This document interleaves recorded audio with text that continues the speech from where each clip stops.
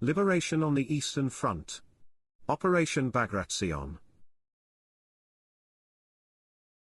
Operation Bagration, launched by the Soviet Union on June 22, 1944, was one of the largest and most devastating military offensives of the Second World War.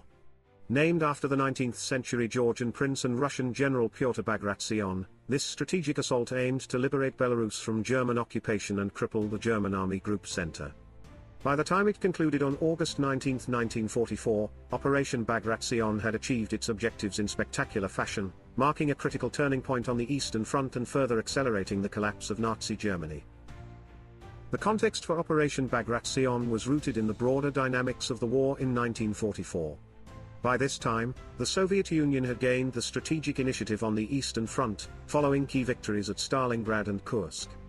The Western Allies were preparing for the D-Day landings in Normandy, and the Soviet High Command, Stavka, sought to launch a major offensive to synchronize with the Western push and ensure the German military remained stretched across multiple fronts.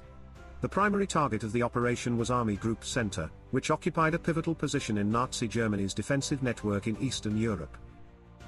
The planning for Operation Bagration was meticulous and comprehensive. The Soviet strategy emphasized surprise, deception, and overwhelming force. A series of feints and deceptive operations convinced the German High Command that the main Soviet offensive would target the southern sector of the Eastern Front, diverting German resources away from Belarus. Meanwhile, the Soviet Union concentrated an enormous force, over 2.3 million soldiers, thousands of tanks, aircraft, and artillery pieces, along the front in Belarus. The offensive began on June 22, 1944, the third anniversary of Nazi Germany's invasion of the Soviet Union. Soviet forces launched a coordinated assault across a 400-mile front, employing a combination of infantry, armor, and air power to devastating effect. The operation was divided into multiple phases, with the initial goal of encircling and destroying German forces in key strongholds, including the cities of Vitebsk, Orsha, Mogilev, and Bobruisk.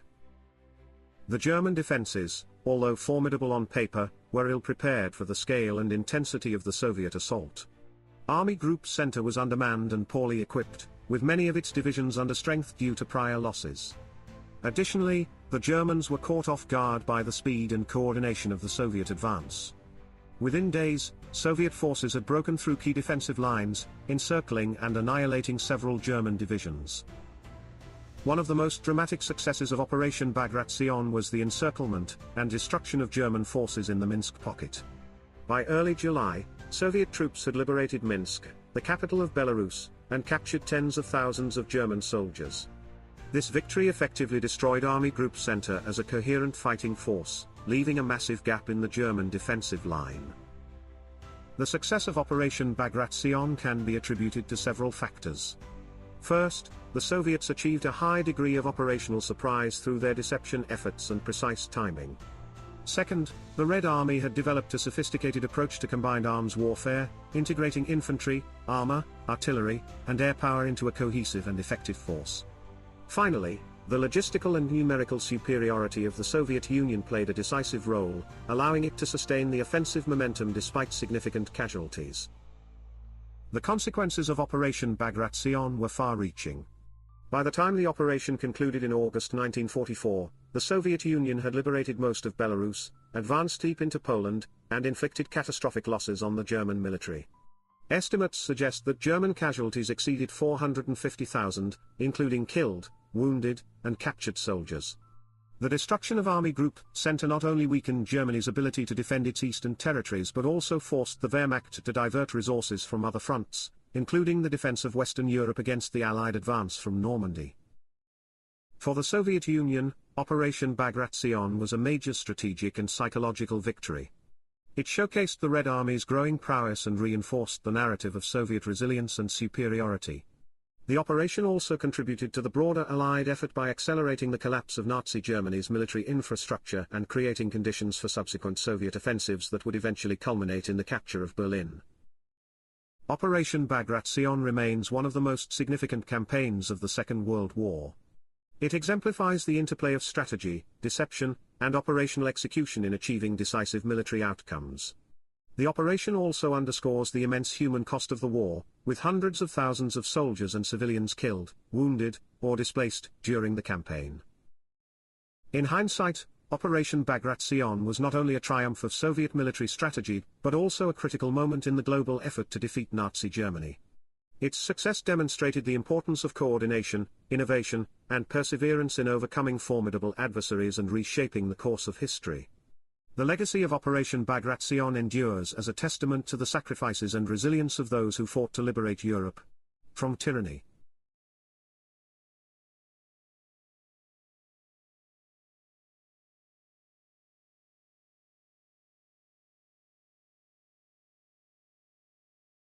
The attempted assassination of Adolf Hitler.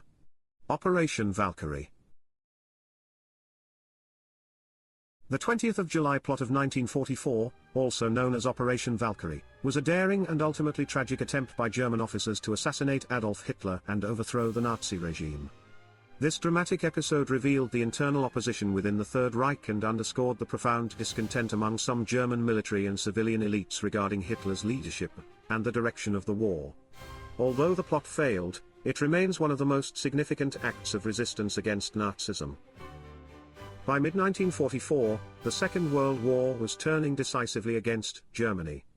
The Allied forces had landed in Normandy and were advancing through Western Europe, while the Soviet Red Army was pushing westward after significant victories on the Eastern Front. Within Germany, disillusionment with Hitler's leadership and the Nazi Party's dominance grew among some members of the military and civilian elite. They believed that removing Hitler was essential to ending the war and saving Germany from total destruction. The conspiracy against Hitler involved a wide array of individuals, including high-ranking military officers, politicians, and intellectuals. Key figures included Colonel Klaus von Stauffenberg, a decorated war hero, who had become deeply disillusioned with the regime. Von Stauffenberg played a central role in planning and executing the assassination attempt. Other conspirators included General Friedrich Olbricht, Major General Henning von Tresckow, and former Leipzig Mayor Karl Friedrich Goerdeler. The plot was built around Operation Valkyrie, a pre-existing plan designed to mobilize the German Reserve Army in the event of internal unrest. The conspirators modified Valkyrie to serve their purposes, intending to use the Reserve Army to seize control of Berlin and other major cities following Hitler's assassination. This plan relied on eliminating Hitler, as his death would create the conditions necessary to dismantle the Nazi hierarchy and establish a provisional government. On July 20, 1944, von Stauffenberg attended a meeting at Hitler's headquarters, the Wolf's Lair, in East Prussia. He carried a briefcase containing a bomb with a timed detonator. During the meeting, von Stauffenberg placed the briefcase under a heavy wooden table near Hitler and excused himself on the pretext of taking a phone call. Shortly afterward, the bomb detonated, killing 4 people and injuring many others. However, Hitler survived the explosion with only minor injuries, shielded by the sturdy table and other factors that mitigated the bomb's impact. The failure to kill Hitler proved catastrophic for the conspirators. Von Stauffenberg returned to Berlin, believing that the assassination had succeeded, and initiated the Valkyrie plan. However, as news spread that Hitler was alive, the coup quickly unraveled. Loyal Nazi officials regained control, and the Reserve Army was mobilized to suppress the conspirators. Within hours, the plot collapsed. The aftermath of the 20th of July plot was brutal. Hitler ordered a swift and merciless response, seeking to root out any dissent within the military and civilian leadership. Over 7,000 people were arrested, and approximately 4,980 were executed, often after show trials in the People's Court. The conspirators, including von Stauffenberg, Olbricht, and Tresckow, were executed, some on the very night of the failed attempt. Their deaths were marked by extraordinary courage, as many went to their executions proclaiming their belief in the justness of their cause. The 20th of July plot revealed the profound risks and moral dilemmas faced by those who resisted the Nazi regime from within. The conspirators operated in an environment of pervasive surveillance, repression, and fear. They faced not only the physical danger of discovery and execution but also the challenge of reconciling their actions with their military oaths and professional duties. Although the plot failed to achieve its immediate objectives, it had significant historical and moral implications. The conspirators' actions demonstrated that not all Germans supported Hitler and the Nazi regime. Their courage and sacrifice have been recognized as a powerful statement of resistance and a reminder of the importance of standing against tyranny. In post-war Germany, the 20th of July plot has been commemorated as an act of heroic defiance. Memorials, including the Bendlerblock in Berlin where von Stauffenberg and others were executed, serve as reminders of the risks and sacrifices made in the struggle against dictatorship. The plot also inspired subsequent generations to reflect on the responsibilities of individuals to resist injustice and uphold ethical principles. The 20th of July plot stands as a poignant example of the complexities and consequences of resistance in an authoritarian state. It highlights the moral and practical challenges faced by those who oppose tyranny and underscores the enduring importance of individual and collective action in the pursuit of justice and freedom.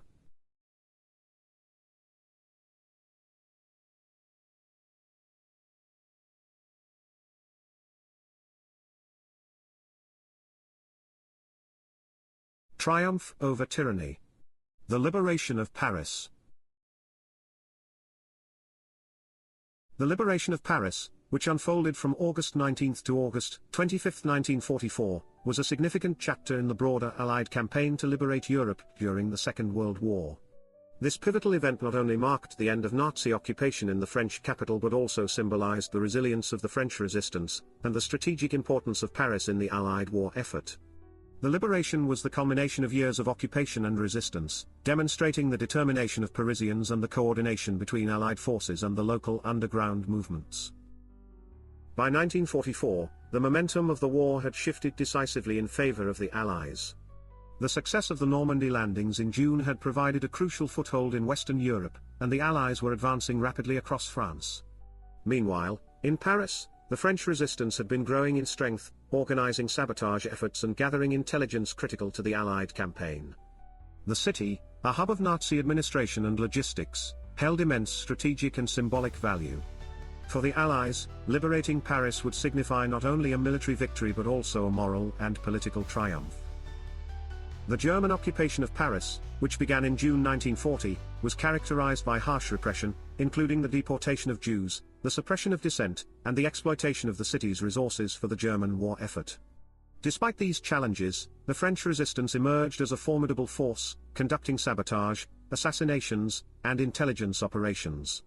By 1944, the resistance was preparing for a coordinated uprising to coincide with the Allied advance.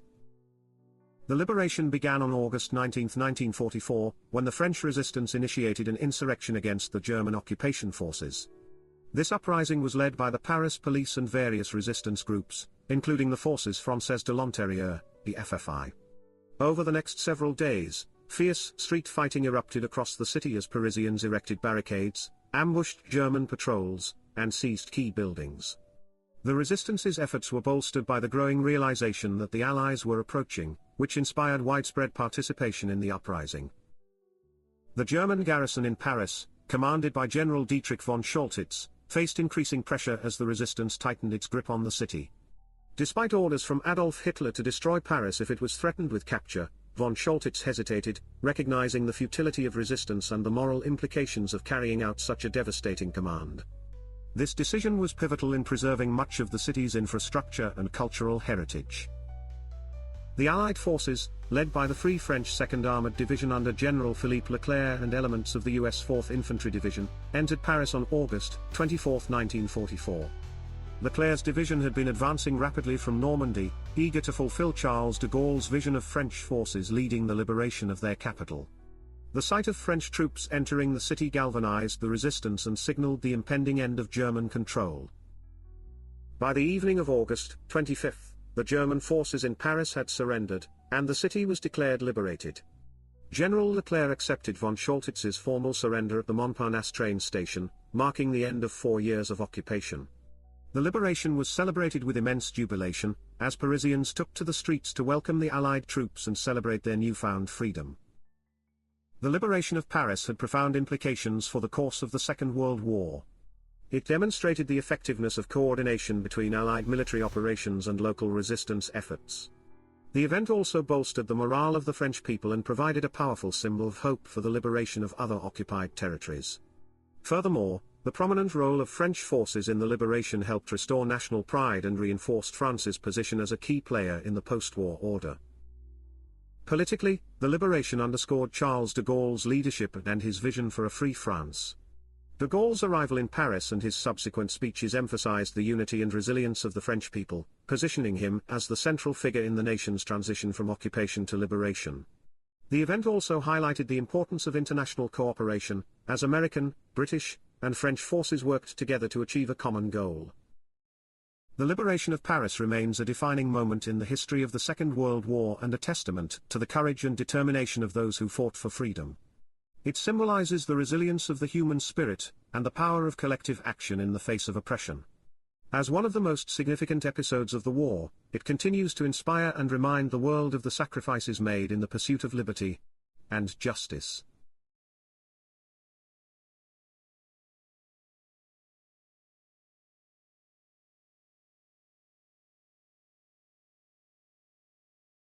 A bridge too far. Operation Market Garden. Operation Market Garden, launched between September 17 and September 25, 1944, was one of the most ambitious Allied military campaigns of the Second World War. It aimed to end the war by Christmas 1944 by securing a swift invasion of Germany's industrial heartland, the Ruhr. Combining airborne assaults and ground operations, this operation reflected both the strategic brilliance and operational risks of large-scale warfare. Despite its high aspirations, Market Garden fell short of its goals, offering critical lessons about coordination, planning, and adaptability in military campaigns.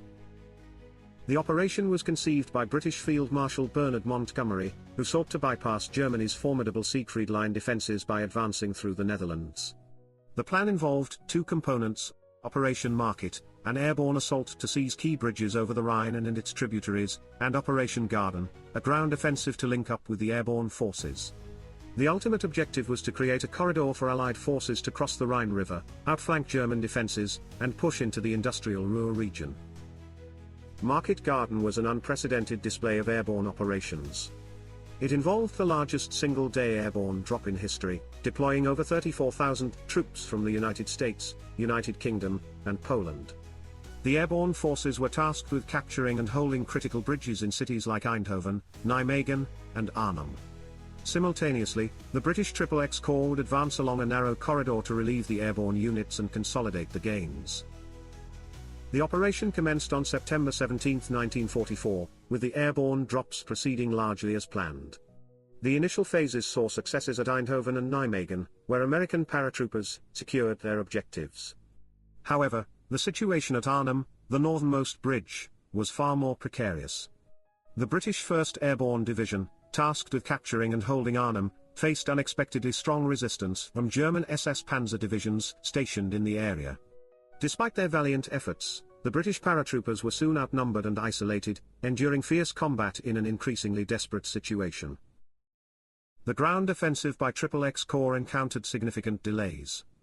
German resistance, including well-coordinated counterattacks and obstacles, slowed the advance along the narrow corridor. The delays in reaching Arnhem allowed German forces to reinforce their positions, further complicating the situation for the beleaguered British paratroopers. By September 25, after 9 days of intense fighting, the Allies were forced to abandon their efforts to secure Arnhem, leaving the survivors of the 1st Airborne Division to retreat or be captured. The failure to secure the Arnhem Bridge, often referred to as a bridge too far, marked the collapse of Operation Market Garden. The Allies fell short of their strategic objectives, with the campaign achieving only partial successes. Although significant progress was made in liberating parts of the Netherlands, the Rhine River remained in German hands, delaying the Allied advance into Germany and prolonging the war. The reasons for Market Garden's failure were multifaceted. Intelligence shortcomings played a critical role, as Allied planners underestimated German strength and overestimated the feasibility of their objectives. The reliance on a narrow corridor for the ground advance proved to be a critical vulnerability, exposing the operation to disruption by German counterattacks. Additionally, the ambitious timeline and limited contingency planning left little room for adapting to unforeseen challenges. The human cost of Operation Market Garden was immense. Allied casualties totaled over 17,000, including many from the 1st Airborne Division, which suffered devastating losses at Arnhem. German casualties were also significant, though the operation demonstrated their ability to regroup and mount effective resistance despite their overall weakening position in the war. Despite its failure, Operation Market Garden provided important lessons for military strategy and operations. It highlighted the complexities of coordinating airborne and ground forces, the importance of robust intelligence, and the need for flexibility in execution. These insights would influence subsequent Allied campaigns, including the successful crossing of the Rhine in 1945. In hindsight, Market Garden remains a controversial and debated chapter in the Second World War. While it exemplified the ambition and innovation of Allied planning, it also exposed the risks of overreach and the consequences of underestimating the enemy. The operation's mixed legacy serves as a reminder of the challenges and uncertainties inherent in warfare. The story of Operation Market Garden continues to captivate historians and the public, reflecting both the triumphs and tragedies of the Allied campaign to liberate Europe. It stands as a testament to the courage and sacrifice of the soldiers who fought, and a sobering reminder of the complexities of achieving victory in the face of formidable obstacles.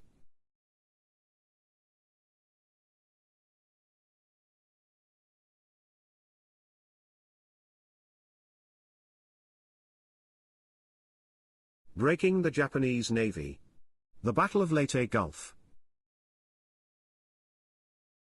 The Battle of Leyte Gulf, fought between October 23 and 26, 1944, was the largest naval battle of the Second World War and one of the most decisive engagements in the Pacific theater.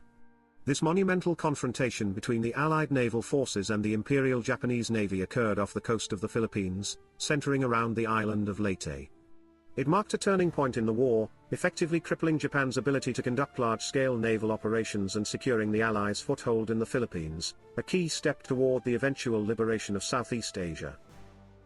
The strategic importance of Leyte Gulf lay in its geographic and operational significance. The Philippines was vital to Japan's defensive perimeter and its control of resources in Southeast Asia. For the Allies, led by General Douglas MacArthur, recapturing the Philippines was a moral and strategic necessity. MacArthur had famously vowed to return after being forced to leave the islands in 1942, and the campaign to retake them began in earnest with the invasion of Leyte in October 1944. The Japanese High Command, realizing the critical nature of the situation, devised a complex and desperate plan, known as Shogo 1, to repel the invasion and destroy the Allied fleet. The Japanese strategy for the battle involved a three-pronged attack. Admiral Takeo Kurita's center force, comprising battleships and cruisers, was to sail through the Sibuyan Sea, and attack the Allied invasion fleet at Leyte Gulf. A decoy fleet under Admiral Jisiburo Ozawa, called the Northern Force, was tasked with luring the powerful U.S. Third Fleet under Admiral William F. Halsey away from the main action. Meanwhile, the Southern Force, split into two groups led by Admirals Shoji Nishimura and Kiyohide Shima, would approach Leyte Gulf from the south to launch a pincer attack. Despite the ambitious design, the Japanese plan relied on precise coordination and the assumption that their forces could overcome superior Allied numbers and firepower. The battle unfolded in four distinct but interconnected engagements: the Battle of the Sibuyan Sea, the Battle of Surigao Strait, the Battle off Sama, and the Battle off Cape Engano. Each engagement demonstrated the tactical brilliance, bravery, and devastating consequences of modern naval warfare. The Battle of the Sibuyan Sea on October 24 saw the U.S. Third Fleet, equipped with formidable carrier-based air power, attack Kurita's center force. The American planes inflicted significant damage, including sinking the Japanese super battleship Musashi, one of the largest warships ever built. However, Kurita managed to regroup and continued toward Leyte Gulf, setting the stage for further confrontations. The Battle of Surigao Strait, fought during the night of October 24 to 25, was a decisive Allied victory. It featured the last major naval engagement between battleships in history. U.S. 7th Fleet forces, under Admiral Thomas Kinkaid, ambushed Nishimura's Southern Force using a combination of destroyers, cruisers, and battleships. The Japanese suffered catastrophic losses, with several ships sunk, including the battleships Yamashiro and Fuso. Shima's contingent arrived too late to influence the battle, and withdrew after assessing the devastation. The most dramatic and controversial phase of the battle occurred on October 25 during the Battle off Sama. Kurita's center force, having navigated through the San Bernardino Strait, encountered a small U.S. escort carrier group, known as Taffy 3, off the coast of Sama. Despite being heavily outgunned, the American escort carriers, destroyers, and destroyer escorts mounted a heroic defense.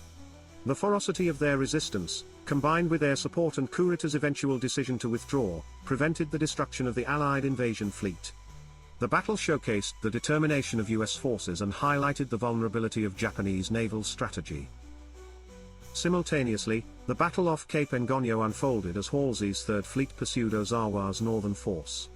The decoy tactic succeeded in diverting Halsey's attention, but at a high cost. The Japanese lost 4 aircraft carriers, effectively ending their ability to project air power. While criticized for leaving the invasion fleet exposed, Halsey's actions ensured the destruction of Japan's remaining carrier force. The Battle of Leyte Gulf had profound consequences for the course of the war. The Japanese Navy suffered irreparable losses, including the sinking of numerous battleships, cruisers and carriers, as well as significant aircraft and personnel. The battle marked the effective end of Japan's ability to conduct large-scale naval operations, forcing the Japanese to rely increasingly on kamikaze attacks and other desperate measures. For the Allies, the victory at Leyte Gulf secured their control of the Philippines and paved the way for further advances into Japanese-held territory.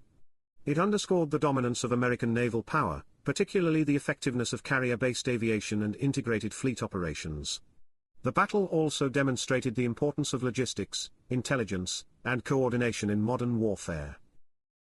The human cost of the battle was immense. Thousands of sailors, aviators and soldiers on both sides lost their lives in the brutal engagements.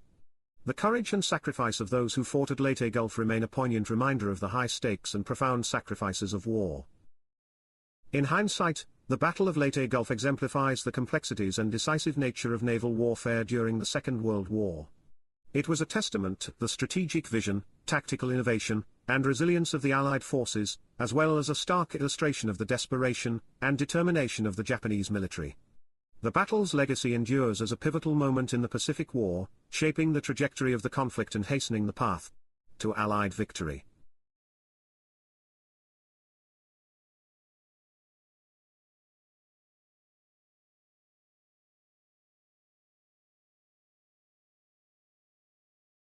Holding the line.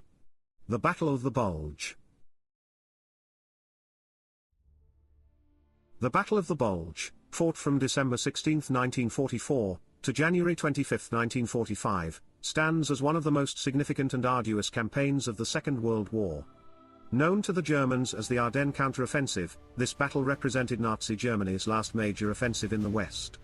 It was an ambitious attempt to break through Allied lines, capture the vital port of Antwerp, and split the Allied forces, thereby forcing a negotiated peace. Despite initial successes and the severe challenges faced by the Allies, the battle ultimately resulted in a decisive Allied victory that hastened the collapse of the German war effort. The context for the Battle of the Bulge was set in the waning months of 1944. Following the successful D-Day landings in Normandy and the subsequent liberation of Paris, the Allies advanced rapidly toward Germany. However, logistical challenges, stretched supply lines, and stiffening German resistance slowed their progress.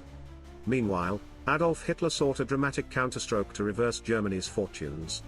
He envisioned a surprise winter attack through the Ardennes forest, targeting the lightly defended sector of the Allied front. This plan aimed to exploit the element of surprise and the challenging terrain, which the Allies had considered unlikely for a major offensive. The German offensive began on December 16, 1944, with a massive artillery barrage followed by a swift advance of 3 armies: the 6th Panzer Army under SS General Sepp Dietrich, the 5th Panzer Army under General Hasso von Manteuffel, and the 7th Army under General Erich Brandenberger. The attack achieved significant initial success, exploiting poor weather conditions that grounded Allied air support and limited visibility. The German forces penetrated deep into Allied lines, creating a bulge on the front, which gave the battle its popular name. The German strategy relied heavily on speed, surprise, and capturing key objectives such as road networks and bridges. One of their primary goals was to seize the Meuse River and the critical supply port of Antwerp. However, logistical shortcomings and fierce resistance from Allied units disrupted their timetable. The 101st Airborne Division's heroic defense of Bastogne became a symbol of Allied resilience. Encircled and under siege, the defenders of Bastogne, led by General Anthony McAuliffe, held out against overwhelming odds until relieved by General George S. Patton's 3rd Army on December 26. The battle's turning point came as the weather improved, allowing the Allies to unleash their superior air power. The United States Army Air Forces and the Royal Air Force launched devastating strikes against German supply lines, armored columns, and troop concentrations. The lack of fuel further hampered German mobility, leaving many of their armored vehicles stranded. By early January 1945, the Allies had regrouped and launched counterattacks, steadily pushing the Germans back and reclaiming lost ground. The Battle of the Bulge was the largest and bloodiest battle fought by the United States during the Second World War. American forces suffered over 89,000 casualties, including 19,000 killed, 47,500 wounded, and 23,000 captured or missing. German losses were similarly devastating, with estimates ranging from 67,000 to 125,000 casualties. The battle also inflicted severe material losses on the German military, depleting their reserves of manpower, tanks, and equipment, from which they could not recover. The significance of the Battle of the Bulge lies not only in its immediate outcomes but also in its broader implications for the war. The German offensive, while audacious, expended resources that could have been used to strengthen defensive lines closer to the homeland. The failure to achieve its objectives exposed the vulnerability of the German military and dashed Hitler's hopes of negotiating a favorable peace. For the Allies, the battle demonstrated the resilience and adaptability of their forces in the face of adversity. It also underscored the importance of logistics, air power, and coordinated command in modern warfare. The battle's legacy endures as a testament to the courage and sacrifice of those who fought. The stories of individual heroism, such as the defense of Bastogne and the steadfast resolve of soldiers during harsh winter conditions, continue to inspire and resonate. Monuments and memorials across the Ardennes region honor the memory of those who participated in this historic campaign. In hindsight, the Battle of the Bulge exemplifies the complexities and costs of war. It serves as a reminder of the challenges of strategic decision-making, the impact of individual and collective resolve, and the enduring consequences of conflict. As one of the defining moments of the Second World War, it remains a subject of study and reflection for historians, military leaders, and the broader public.